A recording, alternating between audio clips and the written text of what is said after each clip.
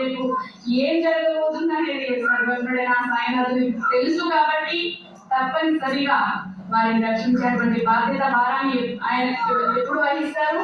వారిని మనం సర్వస్వ శరణాగతి వెళ్ళినప్పుడు తప్పకుండా ఆయన తీసుకుంటారు. ఆ విధంగా ఈ మహాసభకి సర్వము నీవే, నా శివుడు నువ్వే అనే భావంతో, నా ఇల్లు సంసారం అన్ని నువ్వే అనే భావంతో నీ రాత్రి బాగా ఉంటున్నాడు. మరి అటువంటి పని విడిచిపెట్టారా బాబా? ఎప్పుడైతే మీరు ధరించాలనుకున్నారో బాబాగా అనుకున్నారు. ఈ లోపల ఏం జరిగింది? ముస్లిం భక్తులు కొందరు బాబా మూడు కనుక ఒక అతన్ని దండిస్తే బాబా దృష్టిలో చెడవాళ్ళం అయిపోతాం, మనకు బాబా పైన దూరం అవుతుంది. కాబట్టి బాబా గారు చూడకుండా ఆ యొక్క మహోత్సవాన్ని ధరించాలని ఒక ప్రయత్నంతో అది ఈ కొట్టే దెబ్బలని ఈయన స్మరిస్తూనే ఉన్నాడు, కానీ ఈయన ఏమీ కావట్లేదు. మరి ఆ దెబ్బలన్నీ కూడా ఆ యొక్క బాబా వారి శరీరంపై పడుతున్నాయి. మహాసభ